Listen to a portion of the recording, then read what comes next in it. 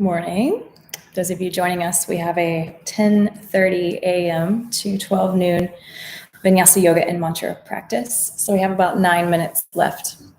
So if you're watching the video from the beginning, feel free to scroll forward until we start. Should be about 10 minutes.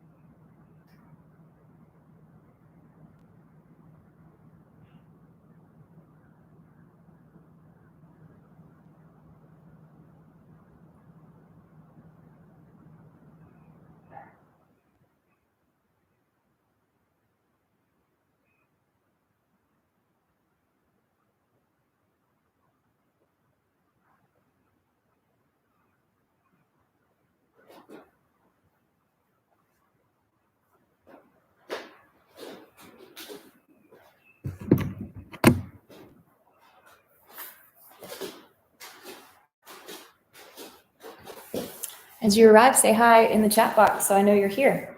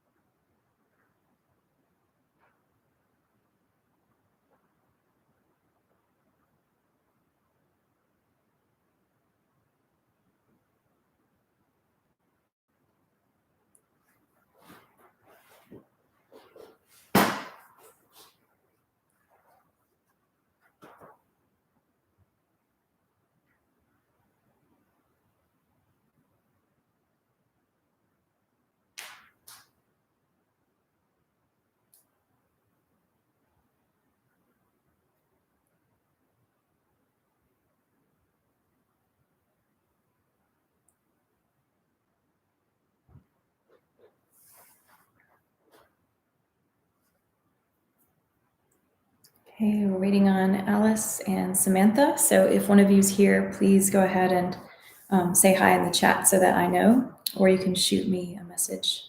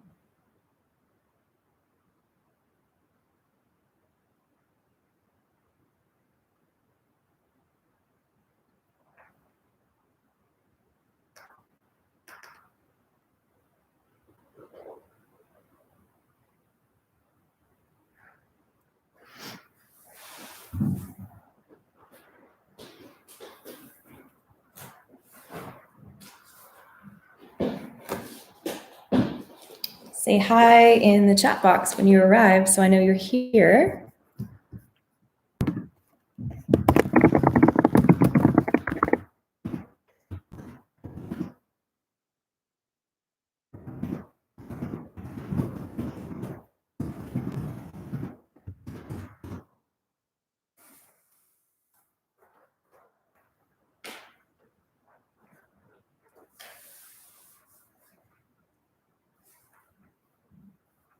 Hello, hello.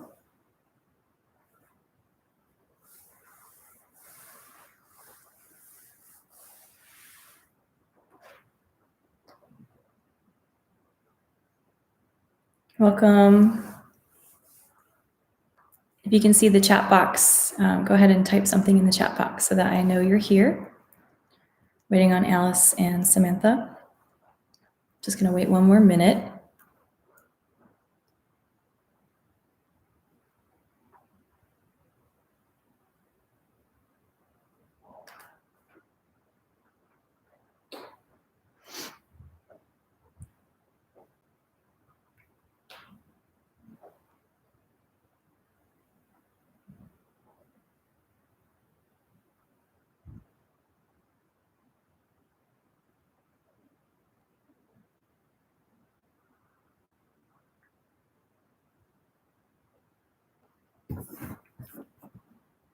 Somebody liked it. Oh, yay!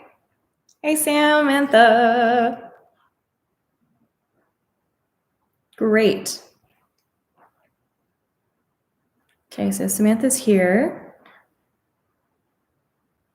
Oh, okay, it says create a channel to chat. I see.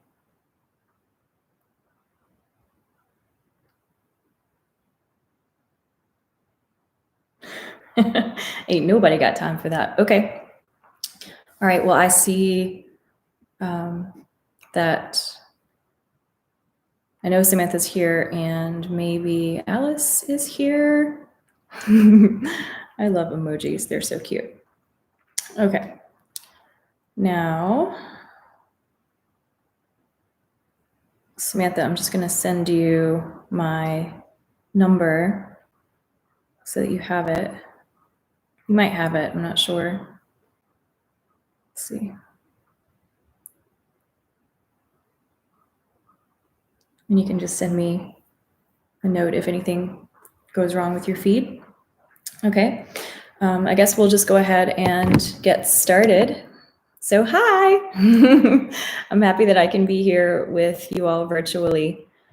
The internet has been such a blessing, so that I can continue to work and it can bring us all together.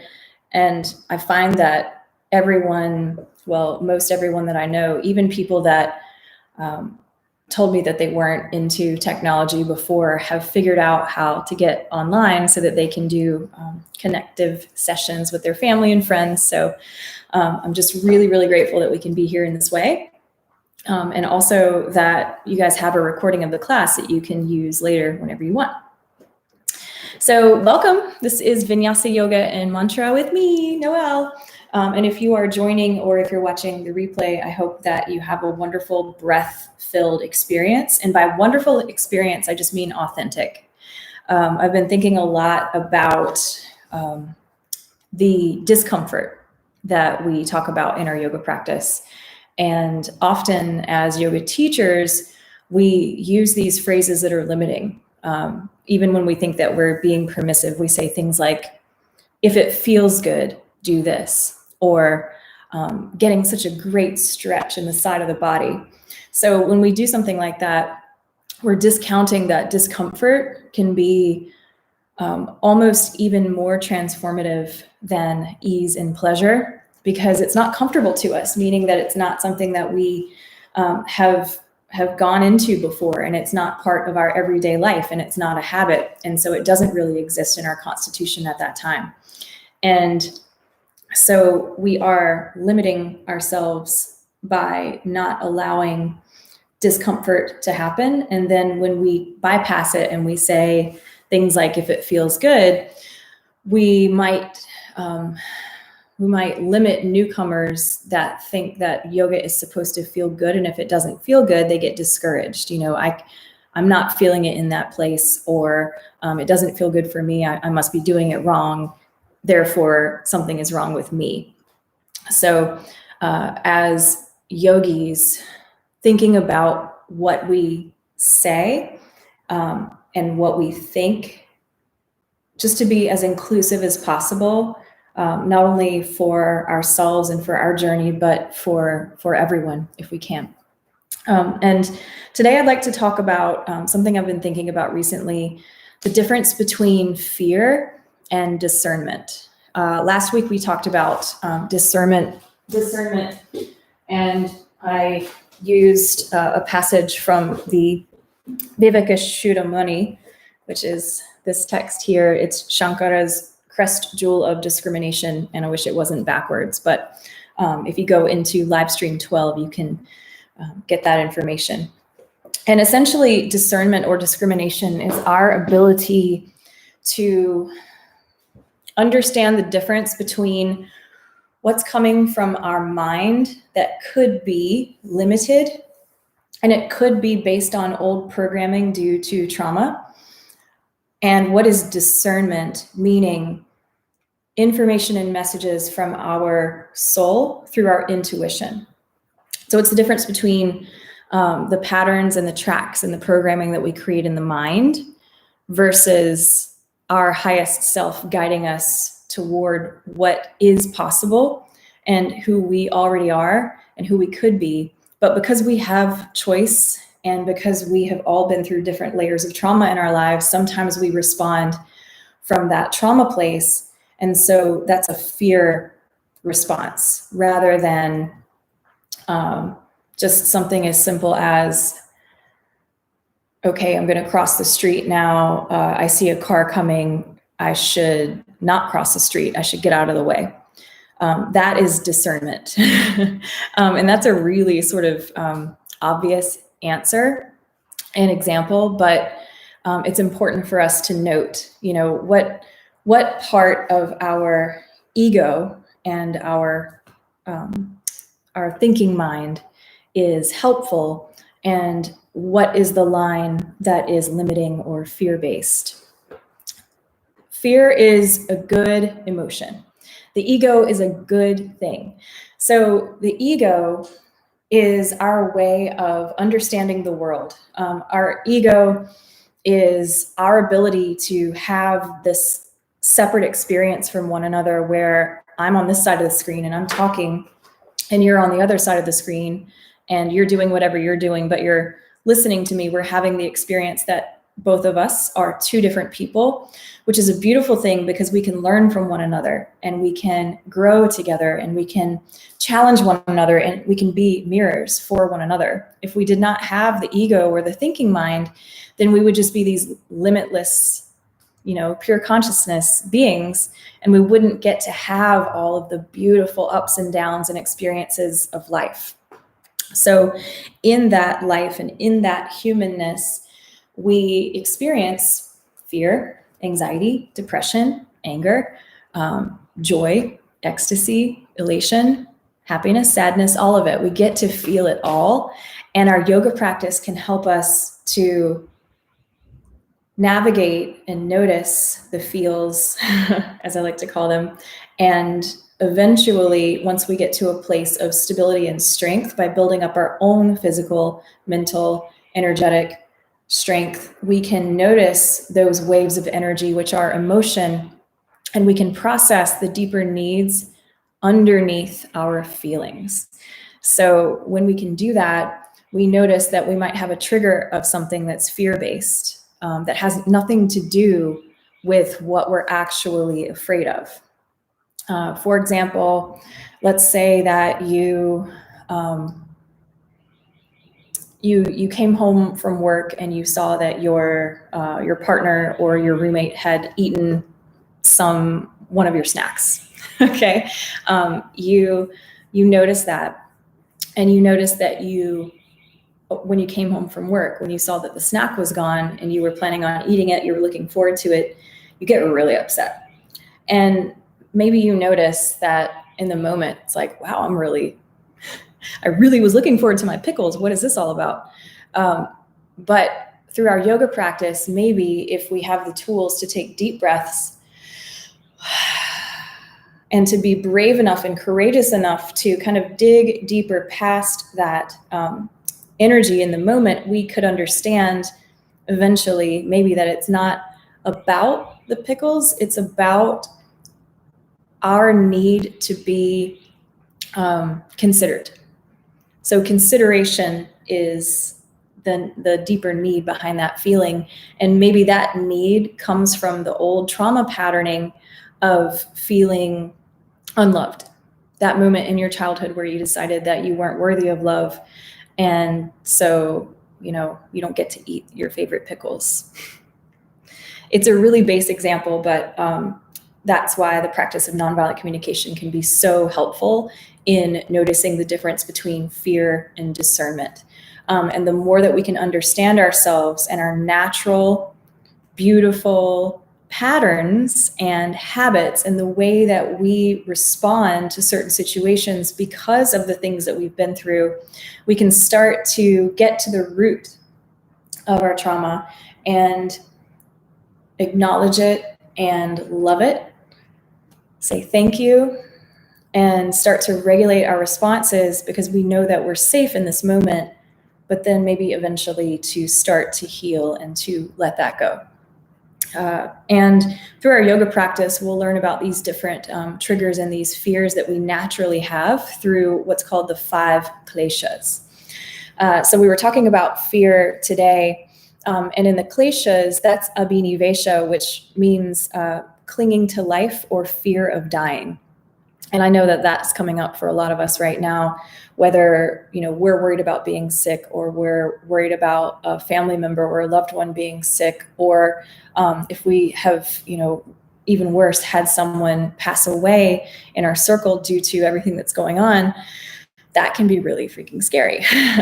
Some other kleshas are dvesha, which is hate and aversion, raga, which is over-attachment to pleasurable things. So raga is really important, and that's what I was talking about in the beginning of class, where we are attached to pleasure and we are averse to discomfort. We're limiting a whole huge part of ourselves. We're discounting the shadow And shadow and light is present within all of us. And shadow doesn't mean that it's bad or evil or even dark. It just means that we haven't, either because we haven't discovered it yet, or we've been unwilling to shine the light onto that part of ourselves. Okay. So when we are seeking only pleasure, then discomfort is where the good, growth inducing stuff lies, because if it's uncomfortable, we wouldn't probably do it on our own, you know? And how much have we grown from like a heartbreaking event that we didn't die from, you know? A lot, probably. Then there's asmita, which is mistaking ego and pride and limiting beliefs of your true self. So we talked about that too. So asmita is identifying ourselves as the trauma rather than identifying with ourselves as a soul having a human experience that will experience all different kinds of instances and circumstances in our human life. And so that's exactly the difference between fear and discernment. It's what limits us versus what helps us grow. And it's really just perspective and work, such hard work on ourselves and our practice. And the last one, but not least, is avidya, which is ignorance. So it's ignorance of our divinity. So we forgot, or we're choosing to ignore it.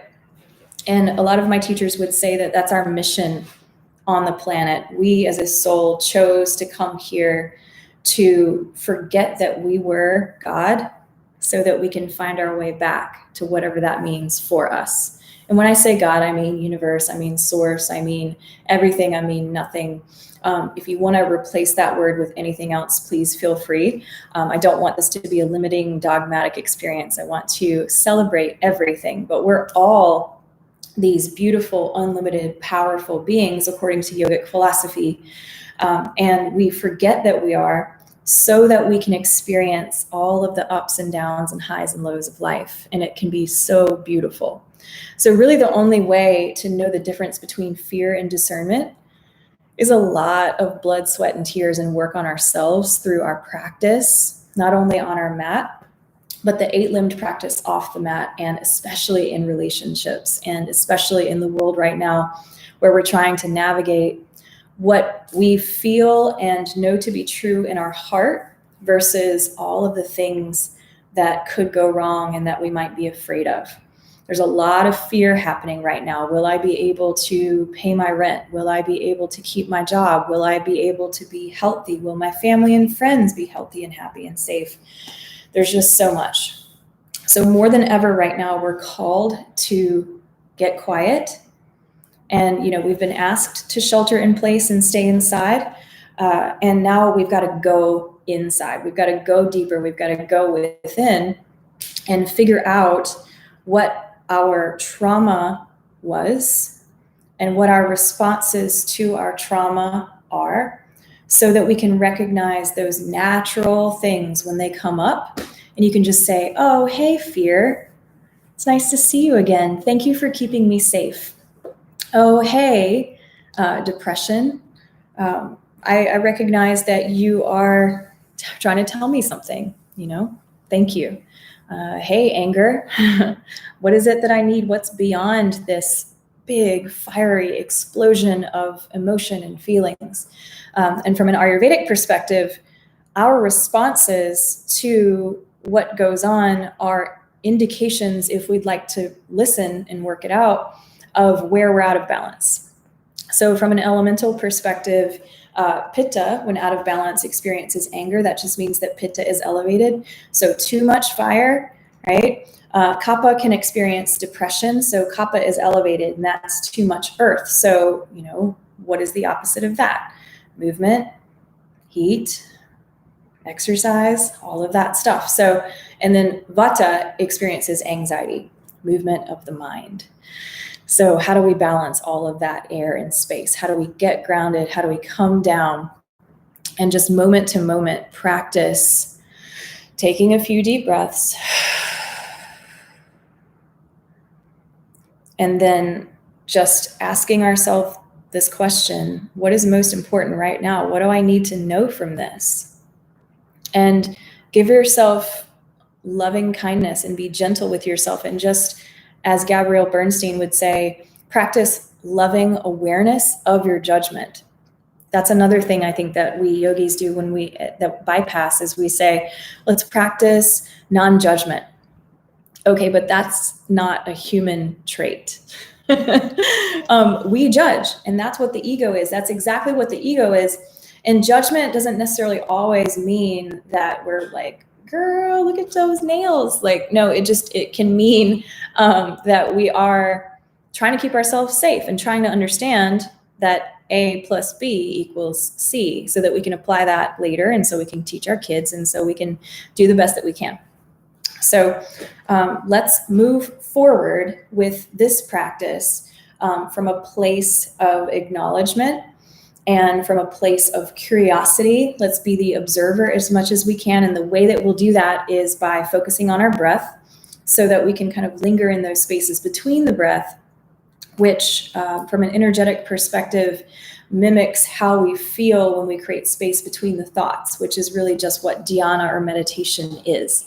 So when we concentrate on one thing, dharana, we find the space between the thoughts, which becomes the state of peace and stability, which is meditation. It's ananda in terms not of ecstasy, but just devoid of all of the feels in that ride.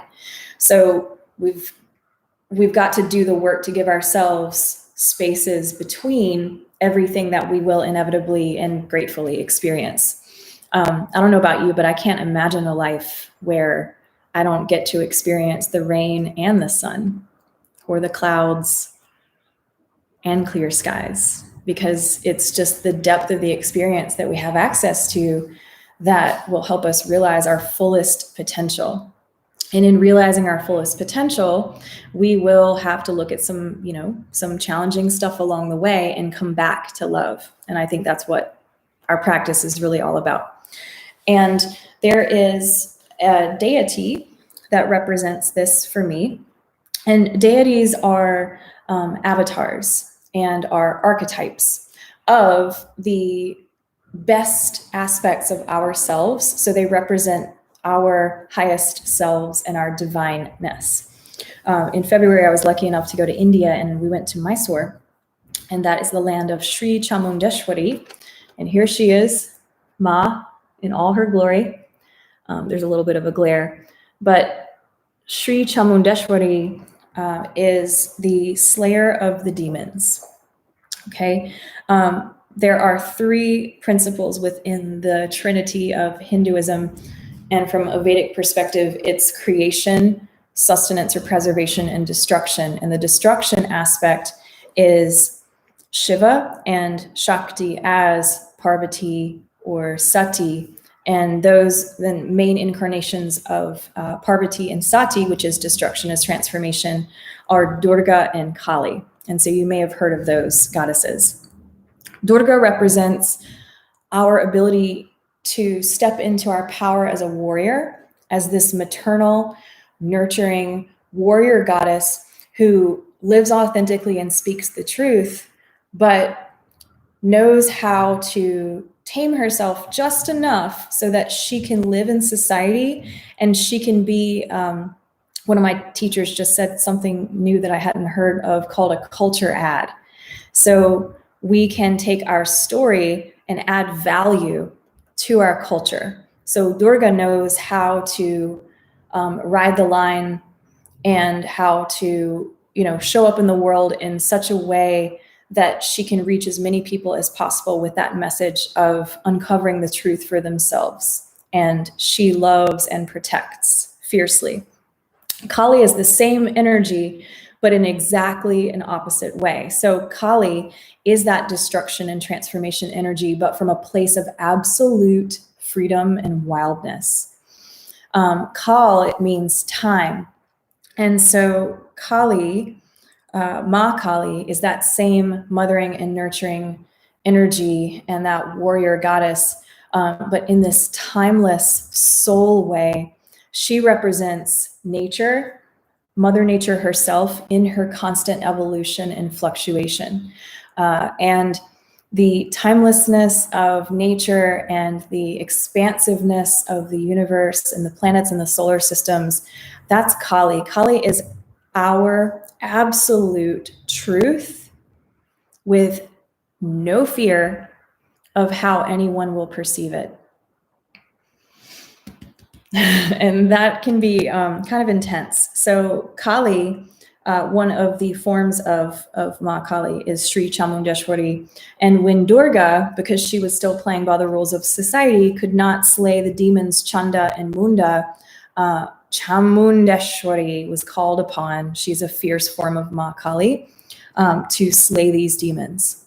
And by slaying the demons, she had to absorb them.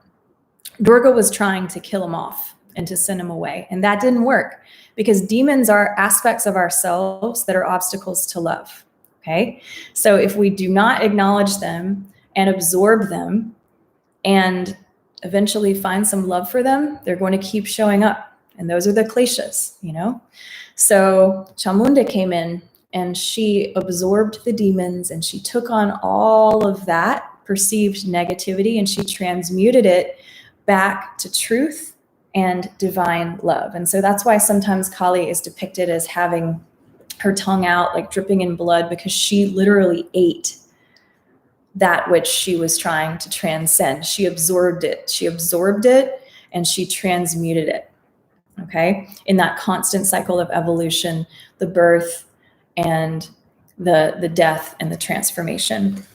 And so when we get into our practice today, I'll be reading from this book, which is called Mother of the Universe, and it's ecstatic poetry about Ma Kali. And we'll be doing a Kali mantra at the end of practice. And there's some words which are really beautiful about transcending fear and rising up from the ashes of that which we thought we were or were trying to be, or someone told us that we had to be, that limitation and that fear, and moving forward into our fullest, most vibrant and radiant, authentic version of ourselves. And so that chorus is Kali Ma, Jai Jai Kali Ma. And another name for Ma is Jagatambe, Jagatambe, Jai Jai Ma. Okay. So if you have any questions, those of you that do have the chat feature, you can type in the chat box. I just learned something new from Samantha. They apparently have to make a channel. So you can always contact me and ask me any questions. I'd love to chat about any of this stuff. And this is just my perspective on my practice and what I've learned through my own lens. We all filter things from our own perspective. So filter it through the truth meter of your own heart and see what works for you. Okay, so let's do it. I'm going to move back to my harmonium and we'll be starting with some breath work. So feel free to go ahead and find either a comfortable seat or you can come down onto your back. I'm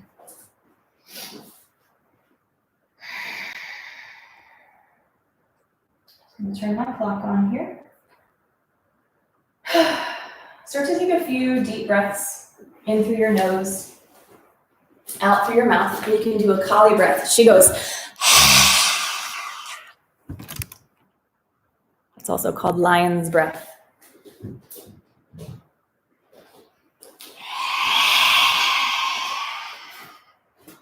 Breathing out through your mouth like that with your tongue out is going to get all of the gunk that's at the very bottom of the lungs and set it up and out. You may have to cough or clear your throat.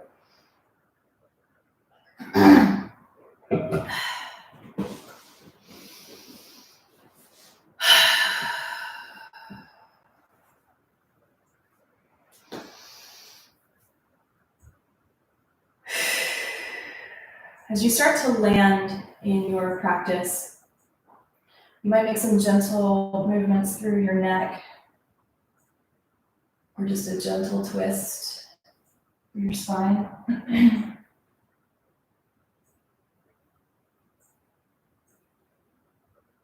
And And focusing on those natural cycles of creation, and birth, and life experience, and sustenance, and then destruction and transformation. We'll move through the 3-part breath, Dirga Pranayama, which means long breath. So you can either keep your arms relaxed, or maybe you take one hand over your belly, your power center, and one hand over your heart, the center of truth and love. And as you inhale, let the belly expand as the diaphragm drops, breathing into the lower lungs. And then let that expansion continue up the torso, all the way up into the throat, and pause at the top. And notice as you pause if you have more space to breathe in, and if you do, take that in, experience that fullness. And then as you exhale, release from the top down, focusing on softening and releasing. And pause at the bottom if that feels okay, knowing that you're safe and you're in that space of emptiness, which is infinite potential. And then again, ride the wave up the body, inhaling, expanding, and exhaling, softening. And as you breathe in this 3-part breath, this long 3-part breath, Dirga Pranayama, I'll read a passage from Lex Hickson's ecstatic poetry on Goddess Ma Kali, Mother of the Universe.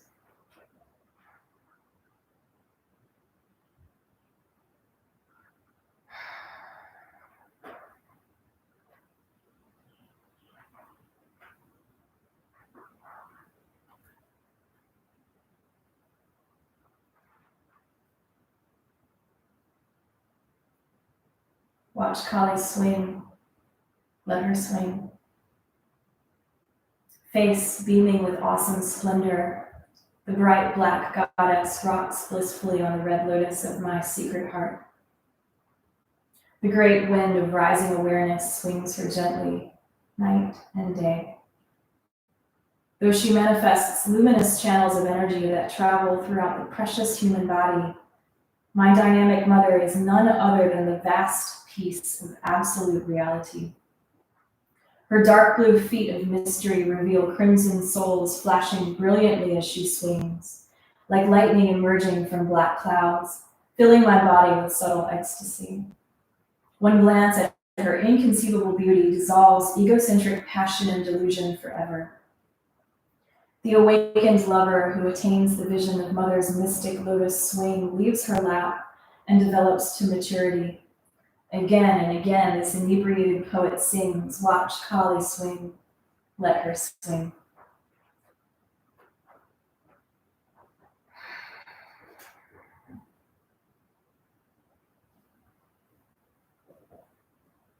Taking just a few more breaths. You might notice what it means for you to be fully alive. What would it feel like if you were unlimited? What would you do if you knew that you couldn't fail?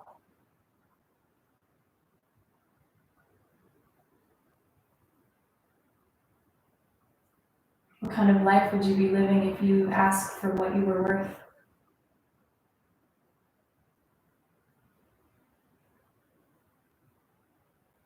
Who would you be and how would you live your life if you didn't have anyone to answer to, or you weren't worried about being judged?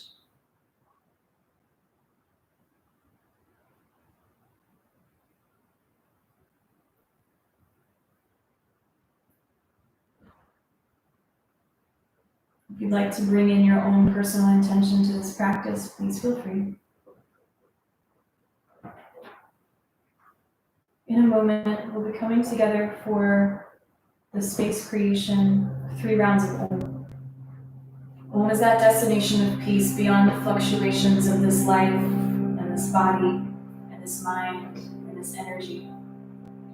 Om is where we arrive as absolute reality. It's that space between the breaths. It's that space between the thoughts. We'll follow the 3 rounds of Om by 3 rounds of Om, Shanti, Shanti, Shanti, peace for all. Let the first Om be a balm for yourself. Let the second Om connect us as a group. And let the third beam out to all the dimensions, all the universes. Take a deep breath in.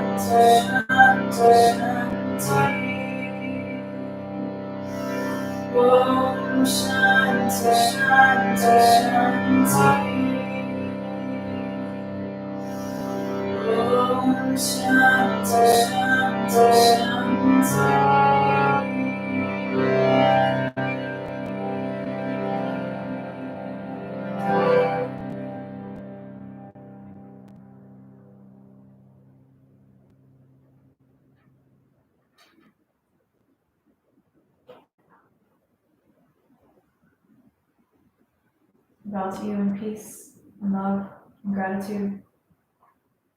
I recognize the divinity within you as myself, and I know we're one. Namaste.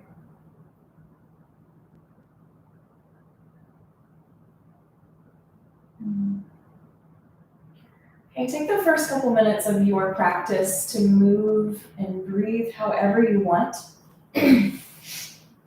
Please take responsibility for your experience and for your safety today by doing what you need within your practice.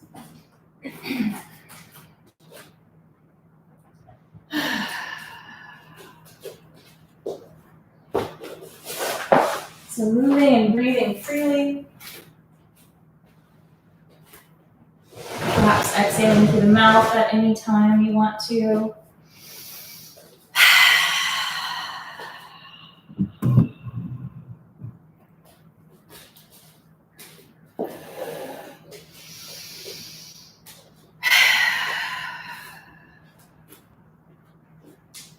And when you're ready, we'll begin in child's pose.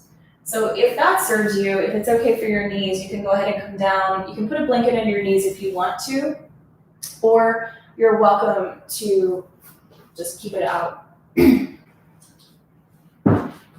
So imagine as you come into child's pose, or a modification for that is just to come onto the belly, that you're bowing down to the goddess version of yourself.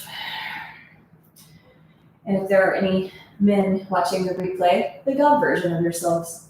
And in Sanskrit, those words are Devi for the feminine and Deva for the masculine. That really just means enlightened being. You might roll your forehead around on the floor, or perhaps you have your hand underneath your forehead, or maybe there's a block.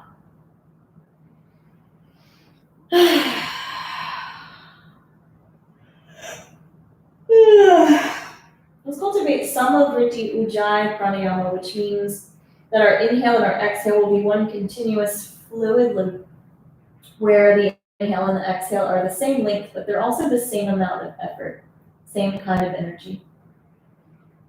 Imagine breathing into your upper back so that your angel wings spread out. Imagine stretching wings up and out far beyond. Let's take another full breath. And then come up to table. Find some stability. underneath your hands. Spread your fingers wide, and you can do a little wrist stretch by moving around in a small circle. We're going to get right into a flow here so that we can have some time for chanting at the end. So this is the general structure of these Thursday classes, is we have some time for satsang, which means speaking in the company of truth. Then we have a shorter practice, and then we have some chanting and meditation time. So when you're ready, soften through the belly, broaden through the chest, and inhale to lift your gaze. And exhale and round your spine, draw the navel in, broaden the upper back, and continue your own spinal movement. Up and down, deep breaths.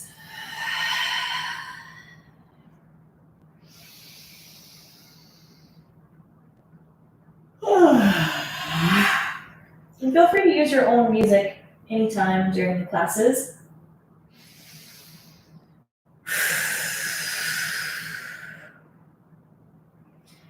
When you're ready, walk your hands forward, keep your knees down, start to circle through the hips. Big circle, Muladhara Kriya, forward, around, and back. Go one direction for now, and keep the core engaged as you go so that you can roll as far forward as you want to. You can have the feet relaxed behind you if you'd like. Now go the other way. Muladhara Kriya. Muladhara is the root chakra, responsible for our feeling of stability and foundation and groundedness, our own inception and creation itself. Kriya just means repetitive cleansing movement. Tuck your toes under.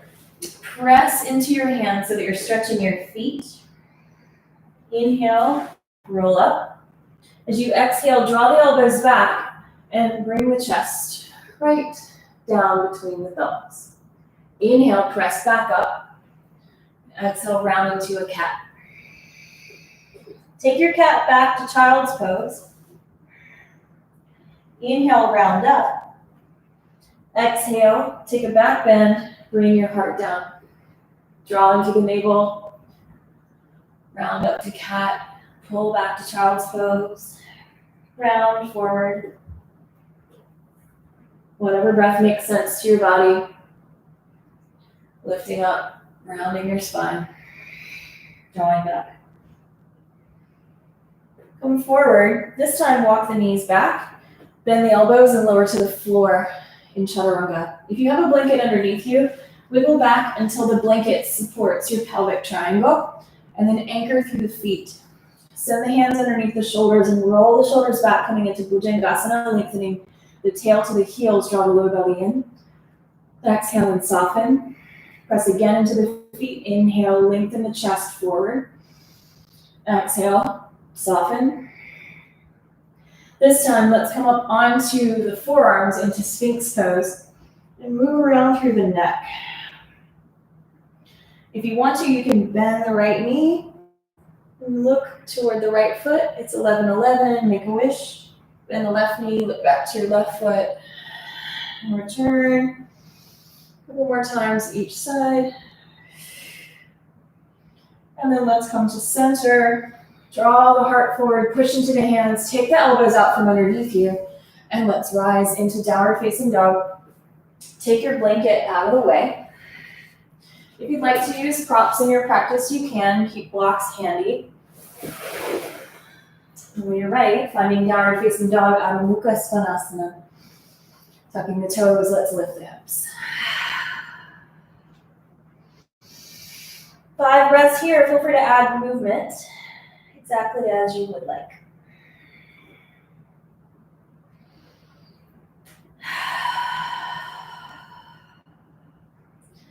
Please modify this practice in any way that you need.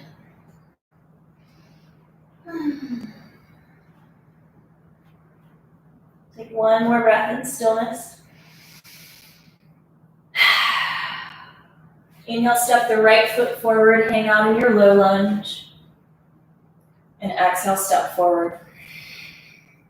Feet slightly apart. Flat back, inhale, look forward. And exhale, and fold. Sweep the arms up in the air behind you and roll through your wrists. Come to chair pose. Inhale, Utkatasana. Exhale, rise to stand through a back bend. Put some of the weight in the toes. Use your core. Soft knees to fold forward. Dive to fold. Uttanasana. Exhaling, completely drop your head. Inhale, flat back. Hands to the shins or to the floor for half lift. Exhale, step your right foot back. As you inhale, drop into the hips and linger in your low lunge. Make sure the front foot is over the ankle. Knee is over the ankle. That didn't make sense. Downward facing dog. As you exhale, inhale. If you'd like, roll forward to plank. Exhale on the knees or on the toes, lower chaturanga. Inhale for your back bend.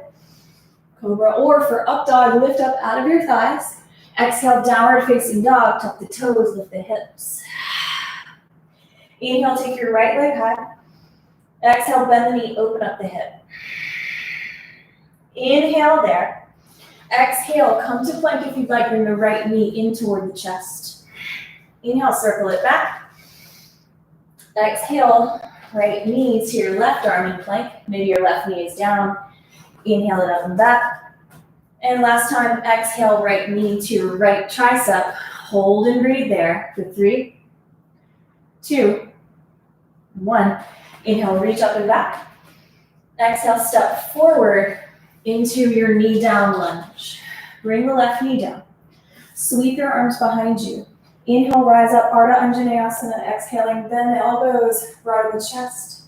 Inhale, reach up. Exhale, fly the arms back, drop the head. Push into the back foot, protect the knee, rise. Inhale. Exhale, bend the elbows. Inhale, reach up. Exhale, fly the arms back. Inhale, reach up. Exhale, bend the elbows. Inhale, reach up. And exhale, fly the arms back. Now, straighten your front legs, sweep the arms forward. Come into your lunge. Arms open behind you.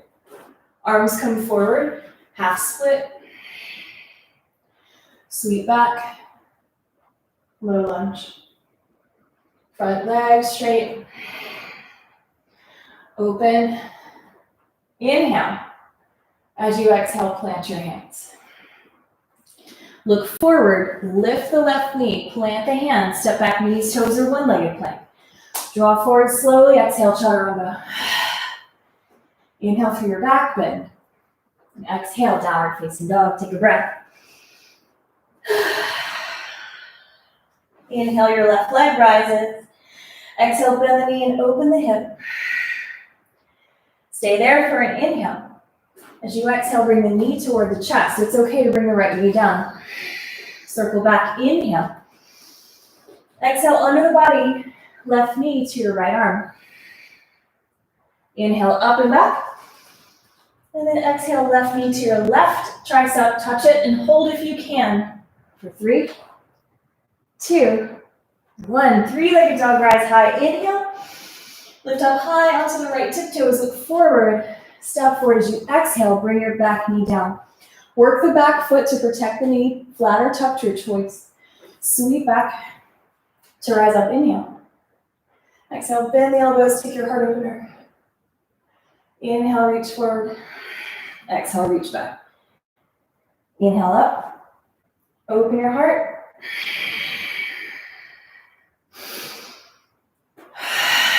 Breath is flowing. What makes sense to your system?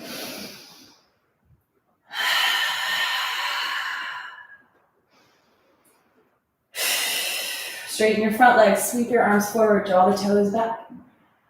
Sweep back. Open up. Inhale. Exhale, front leg straight.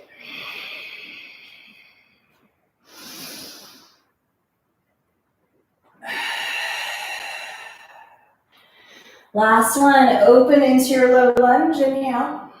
Exhale, hands come down. Tuck your right toes under if you haven't yet. Lift your right knee. Plant the hands, step back to an optional knees, toes, or one-legged plank. Exhale, chaturanga. Inhale through your back bend. Exhale, downward facing dog or child's pose. 3 breaths. Relax your neck. 2 more breaths.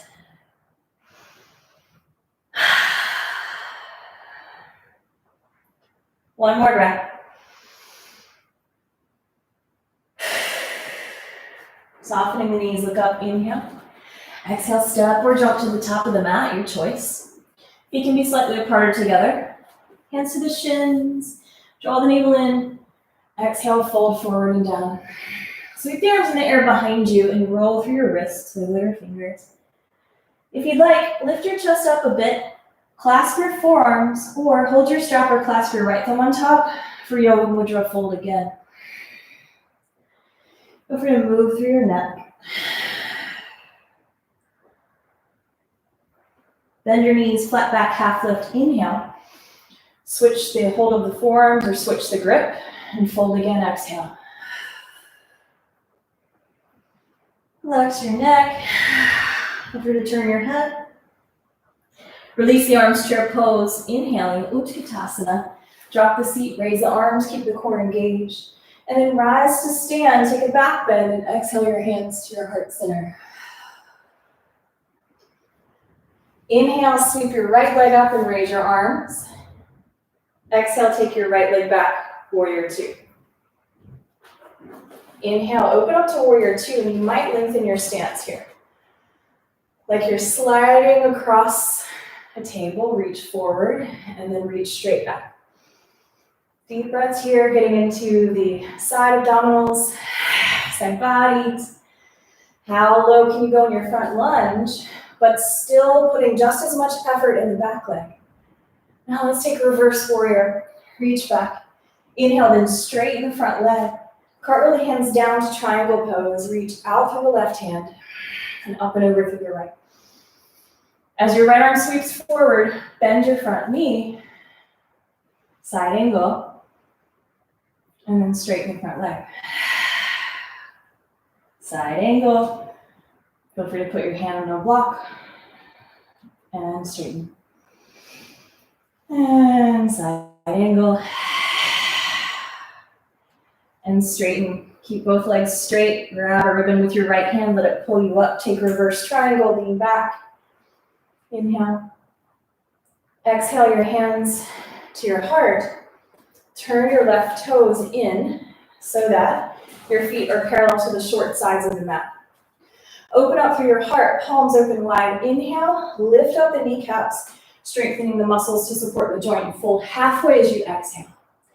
Inhale, rise up, open your heart. Exhale, hips back, half fold. Inhale, rise up. This time, let's fold all the way down. Fingertips to blocks or to the floor. Take an inhale, and then exhale and fold in. For Prasarita Padottanasana, you can stay right there. You could walk the hands through and behind you if you want.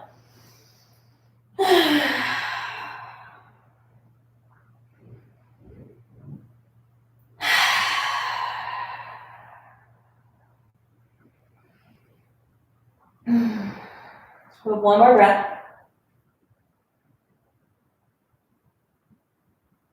Okay, walk the hands underneath you.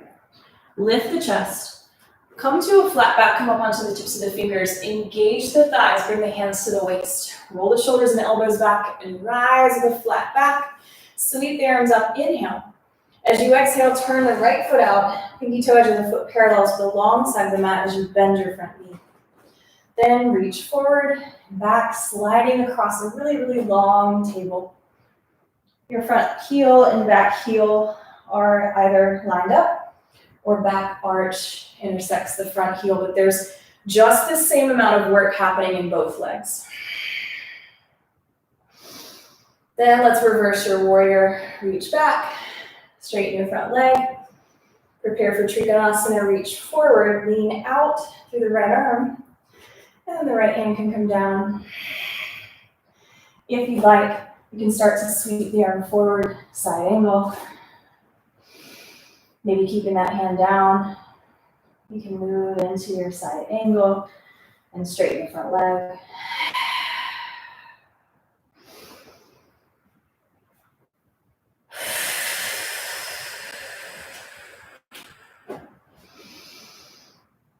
Hold the legs straight. Find your left arm. Let it rise up.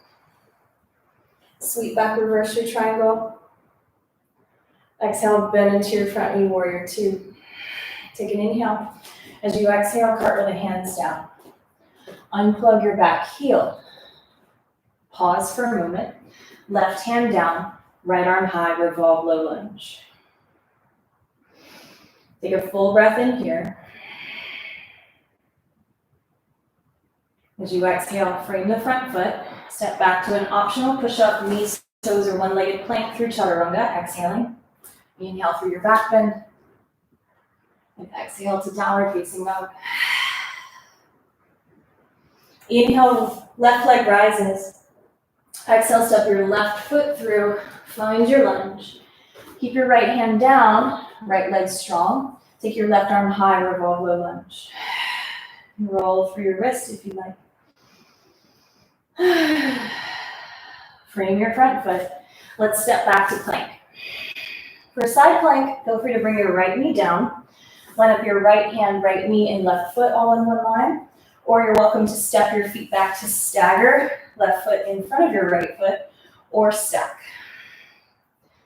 Left arm rises, lift up out of your side body, open up. 2 more breaths, head is lifted. When you're ready, bring your right knee to the ground, rise up. Parigrasana gate pose, slide your left hand down your left leg. Sweep your right hand down, left arm up, left leg up. Exhale, touch the elbow and the knee. Inhale long, we're up on the right fingertips. Exhale, pull in, touch. Inhale, stretch out. Exhale, pull in, touch. Now reach back, take a quad stretch, grab your foot, open up. You can pull the heel toward the glute or you could drive it away from you. Open up through your chest. 1 more breath. Release it. Plant the left foot. Rise up for Parigrasana. Take an inhale. Lean over as you exhale. Then bring both hands down in front of you. Bring your left knee down. Bring your left hand out and your right foot out. So side plank with your left hand, left knee, right foot. Or you can step back to stagger your right foot in front of the left, or you might stack. For Vashisthasana, lift up by engaging the core. Pull the left ribs up toward the right. Dorsiflexion the toes, pull them toward your face. Head is lifted. Take another breath. And when you're ready, step your right foot forward. Bring your left knee down. Line up everything. Sweep your right arm forward and let your right leg rise. Exhale, touch the knee to the elbow. Come up onto the left fingertips. Reach out, inhale. Exhale, pull in. Inhale out. And exhale, pull in. Now sweep back and take a quad stretch. Grab your right foot with your right hand. Fall over, as I did. Totally meant to do that. You can push your foot back into your hand and open up through your chest.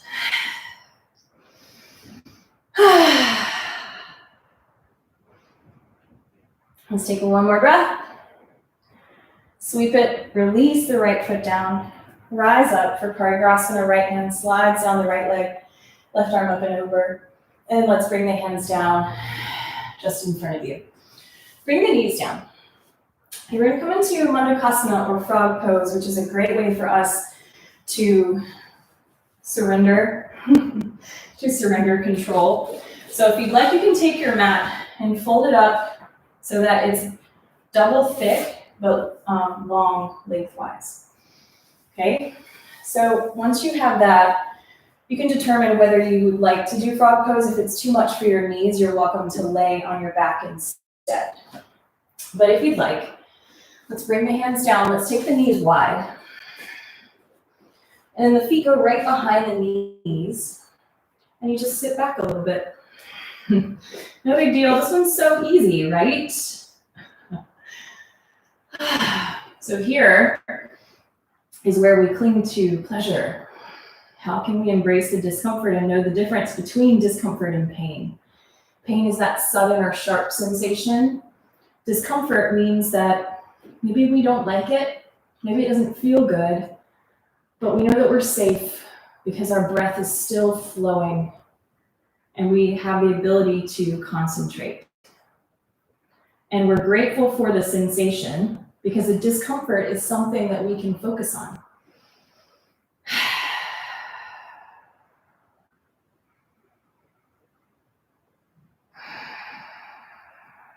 Our infinite potential lies just past resistance.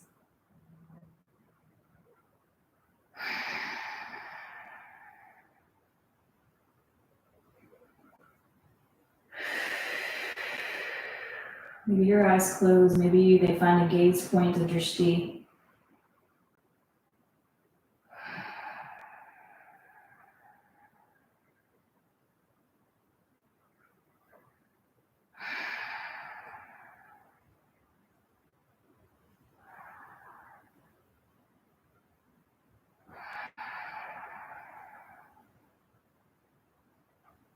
Let's take 3 more breaths.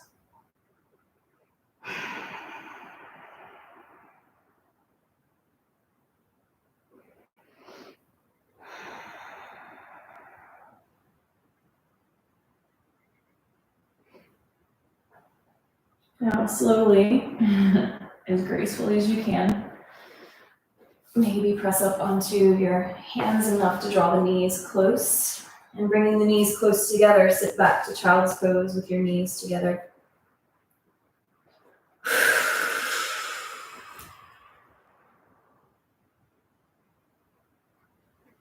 Take some deep breaths into any area of the body that needs some love.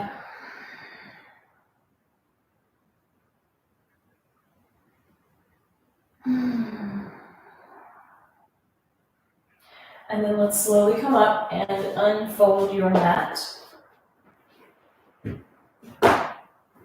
Okay. Now, if you have a blanket, you can use a blanket. Otherwise, we'll use that same mat fold again. We're coming into some fun with splits. Ardha or full Hanumanasana. Hanuman represents strength and devotion and being able to move past ego. So devotion from a place of humility and strength from a place of humility, believing in oneself. Okay. Now, if you have a blanket, you can use that. If you do not have a blanket and you want more knee padding, you can go ahead and fold up the left side of your mat, and you can put your left knee on the fold, and you can put your right foot forward. Okay. Now, we're just going to go right into our half split. So the right leg will stretch out, and you can draw the toes towards your face. And you can either keep your hands right underneath your shoulders, or you can start to walk the hands forward out in the direction of your leg. Now, if your knees are like, no, this is just not going to work for me, you come into Parsvottanasana by lifting up off the back knee and taking more of like a pyramid pose where your both legs are straight and you're lifted up. So see what works for you.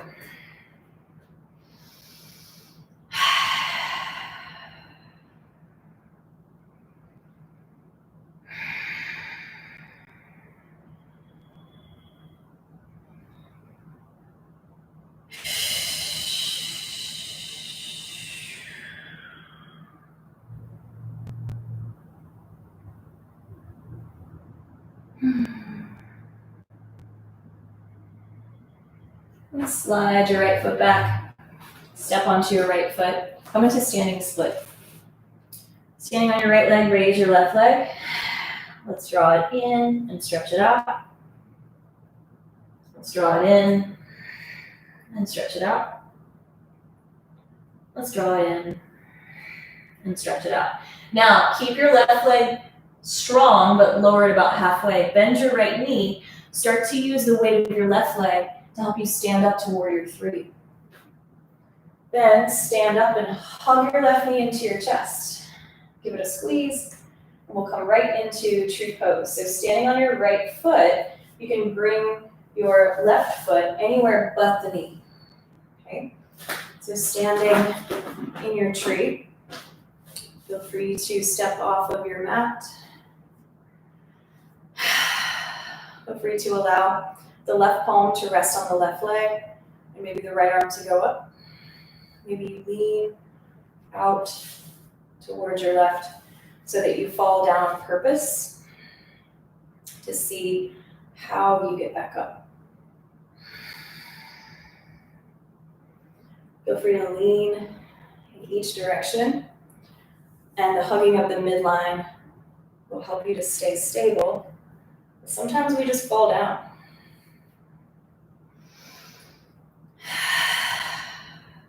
We fall down so that we can practice getting back up. Reach your arms out, let the left leg pop off, and then come to stand. Raise your arms, inhale, and then exhale and fold.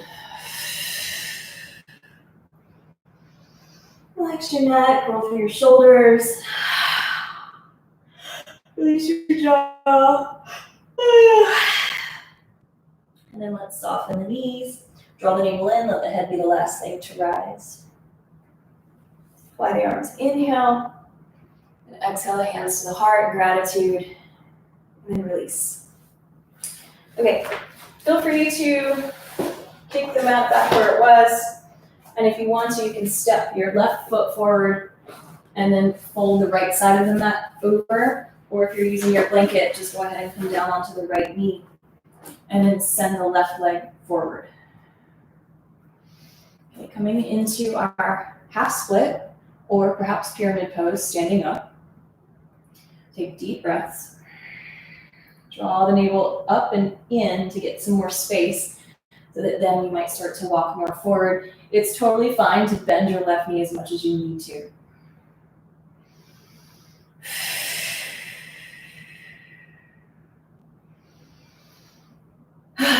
Notice any holding, gripping. Let that soften. Let go of any goal here. And just be here with your breath.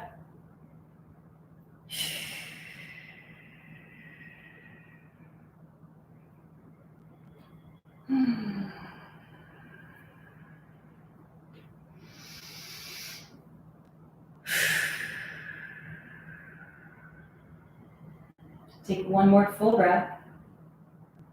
Then when you're ready, slide your left foot back a little bit to bend into your left knee. Tuck your right toes under. Be careful of your mat. We'll move into standing split. So standing split, you can raise the right leg up on your inhale and then pull it in as you exhale. Maybe bend the left knee a little. Inhale, stretch it up. Exhale, pull it in. Inhale, stretch it up. Exhale, pull it in. And last time, inhale, stretch it up. And then dorsiflexion in the foot, draw the foot down and leg down about halfway. As you exhale, soften up through the left knee a little bit. Pull energy up through the earth and rise into warrior three. Airplane your arms. Take an inhale. And as you exhale, stand tall, bring your right knee up, raise your arms. And then you can reach down to give your right leg a little squeeze. And we'll come into tree pose. Bringing your right foot inside your left leg. Feel free to find the stability that you need. Lift up out of your standing leg, pull prana in the center and up. You lean over toward the right. Maybe you lean so far that you're going to fall on purpose. So fall out on purpose. And then let's recalibrate. Come on back up. And then maybe you lean to the other side. Maybe it's something as simple as just noticing how the second side feels after you fell on purpose. Sometimes after we fall and we realize that we can get back up, we judge ourselves a little bit less. Often our limitations are what we created based on that moment in childhood where we decided that we weren't worthy of love. Let the leg pop off, whoop, and then bring it down. Fly your arms, inhale. Exhale and fold. Relax your neck. Release your jaw. Feel free to separate your feet as much as you want to. You can hold on to your elbows or the back of your neck.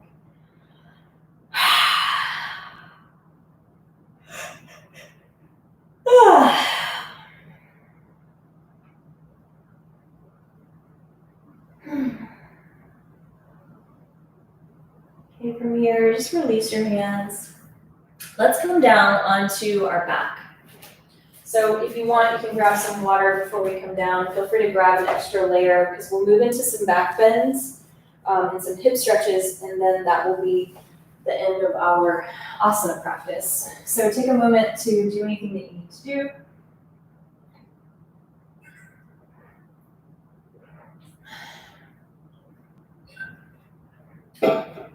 Grab a block if you want. Come on down. And we'll come into a back bend, either bridge pose or full wheel. So for Setu Bandhasana, you're welcome to place a block underneath the pelvis at its low or medium level, and maybe that's enough for today. Or if you'd like to, you can press down into the upper arms and into the feet and lift the hips up.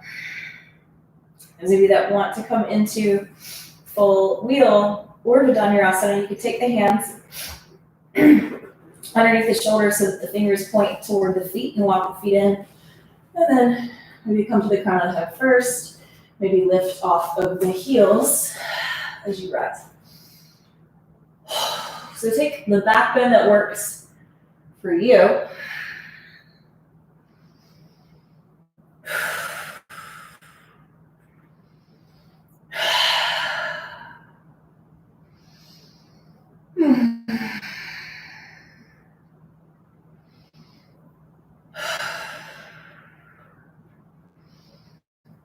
Slowly start to come down.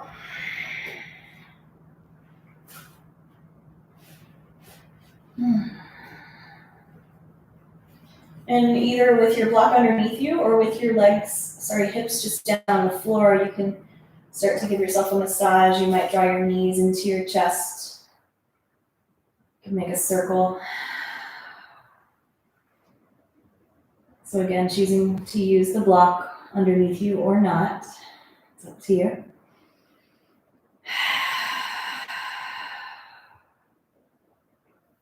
Hugging in if you want. And then you can do some leg movement, free movement. Maybe some arm movement as well. And let's lift the legs and the arms, roll the ankles, roll the wrists. And let's shake everything.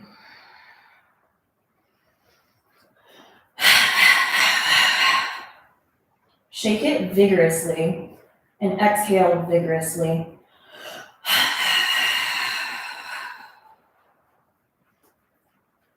Let go of any energy that you do not need. Let it move. Let it move, let it move. And then release your feet down. Pause for a moment. Relax your arms. Observe.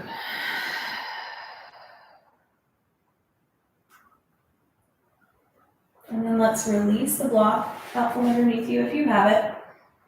And we'll take the right ankle over the left thigh and pull in for figure four.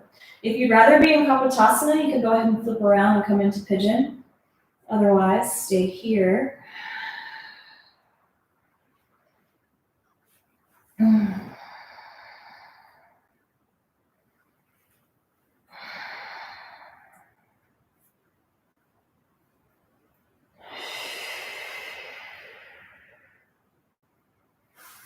And switch sides when you feel ready. Take your time. Left ankle over the right thigh.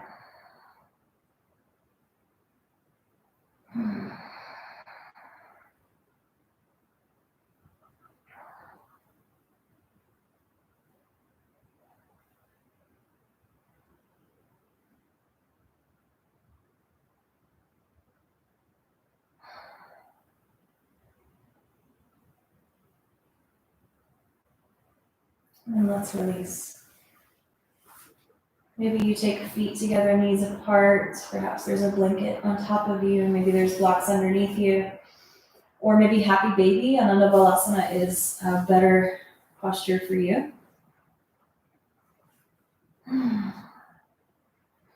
So we're coming now into Shavasana.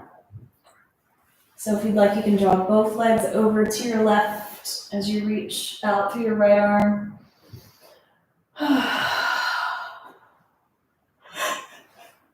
The legs can go to your right. Reach out through your left arm. And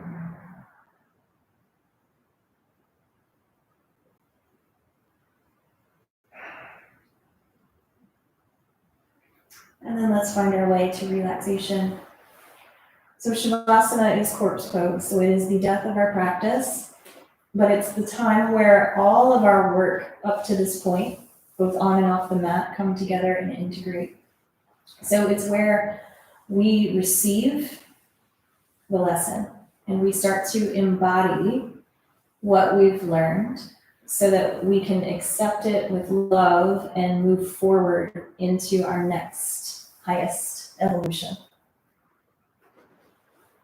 So take a moment to get comfortable. Feel free to find some water, maybe cover up with another layer.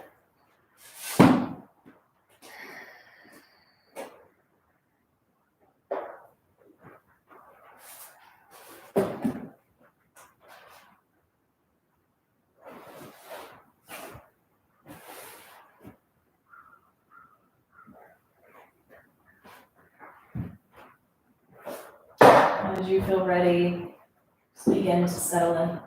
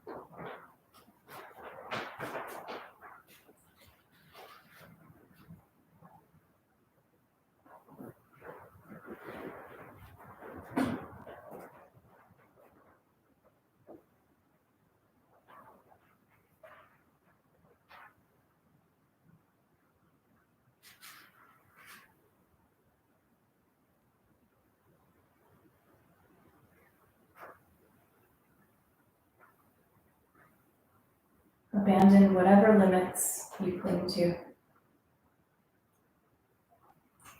Kali is naked reality. She is the feminine principle, unifying wisdom. This simple-minded lover of truth calls her my mother, because she is the inexhaustible affection who never neglects her children, no matter how heedless or rebellious they may be. Wisdom Mother cares for this child more tenderly than the human mother, yet her creative and destructive actions are startling, wild, unpredictable as those of a mad person. She is surrounded by swirling energy, manifest in various feminine forms as human beings and etheric beings. Powerful women warriors, peaceful contemplatives, terrifying protectresses surrounded by flames. Godhead in its three aspects, creator, sustainer, and revealer, stands humbly before my mother. She is supreme. This poet urges every human heart, if you wish to be liberated from oppression, abandon whatever limits you cling to and meditate on the limitless one who wears limitation as a garland of heads severed by her sword of non-dual wisdom.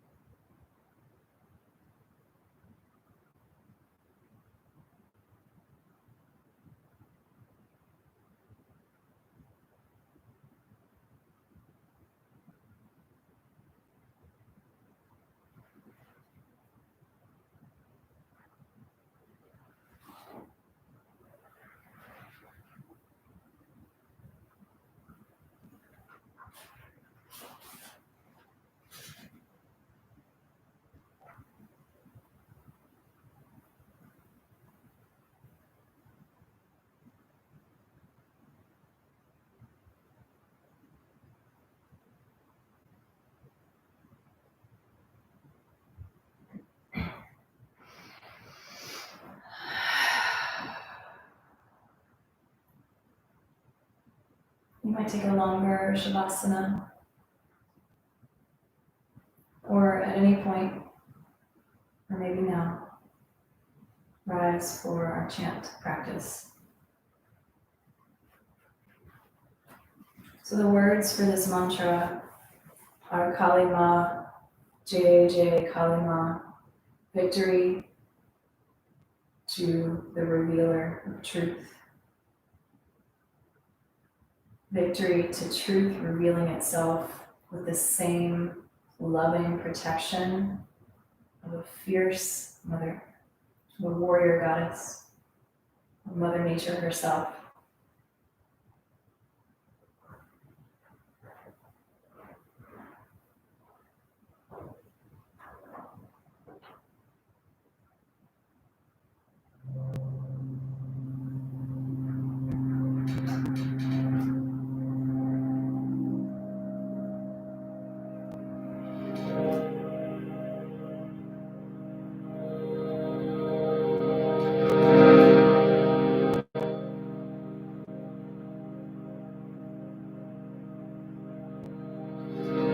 As we move into this chant practice, perhaps acknowledge and name your deepest fears, knowing that you're safe in this moment. What is it? Abandonment, rejection, judgment, ridicule, being misunderstood. These are things that we use to limit us, to keep us small.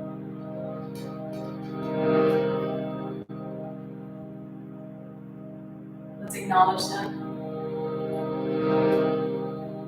Let's accept them. Let's throw them into the fire of transformation right now so that we can rise from the ashes of our fear.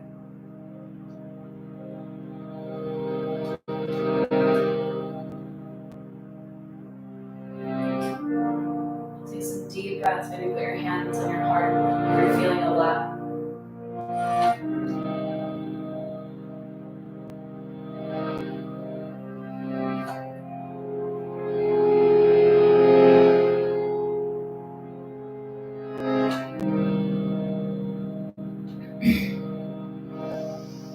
I rise from the ashes of my fear. My heart is breaking open, she is here. Feel her love, I feel her warm embrace. I long for the memory of her face. Kali Ma, Jai Jai Kali Ma. Please sing. Kali Ma, Jai Jai Kali Ma.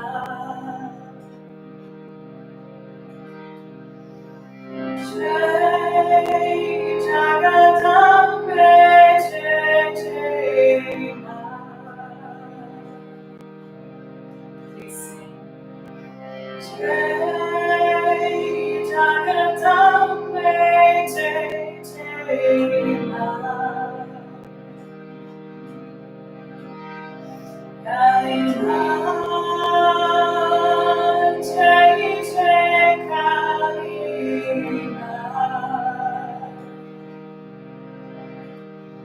Kali Ma, Jai Jai Kali Ma.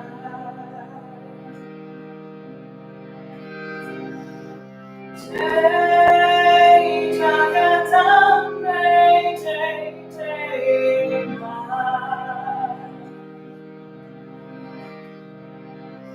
Jai Jagadambe, Jai Jai Ma. She within this sacred place. I long for the memory of her face. Inside of your broken heart is where we will find our way. Kalima, Kalima, Jai Jai Kalima.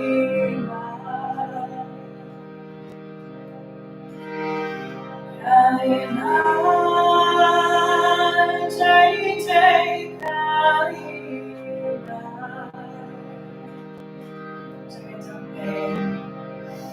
Jai Jagadambe, Jai Jai Ma.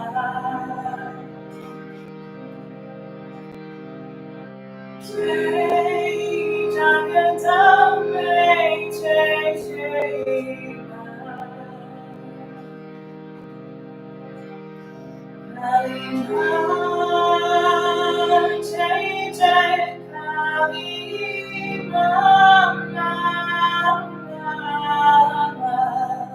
Jai Jai Jai Kalima.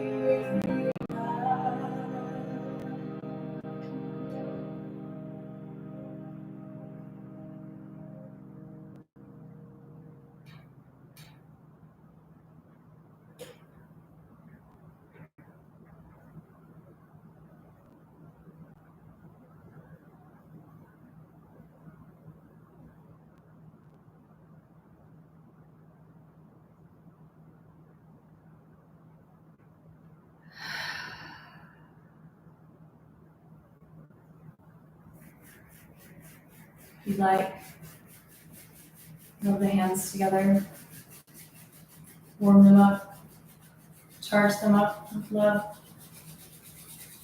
heat, strength. Put them on your heart and receive that love that only you can give yourself.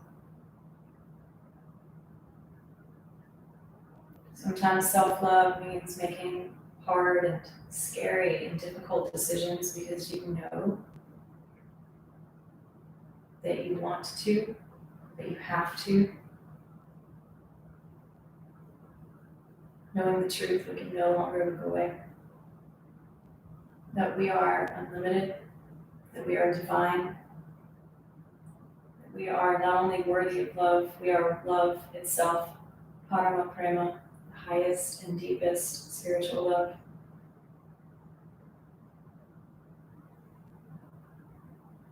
Let's close our practice together as we begin with 3 rounds of Om. Again, first for yourself, the balm for your spirit. The second for our group, and then the third for everyone, everywhere. If there's someone that you can think of that needs some love and strength, let's send it to them now. You might picture their faces, you might say their names in your mind. So a deep breath in.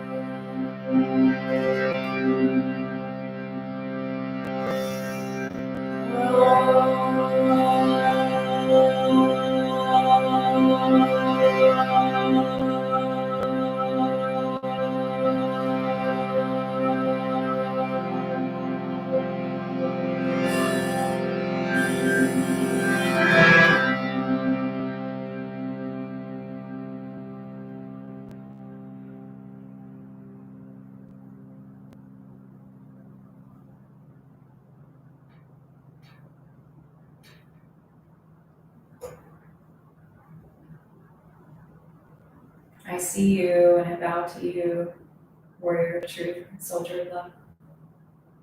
Namaste.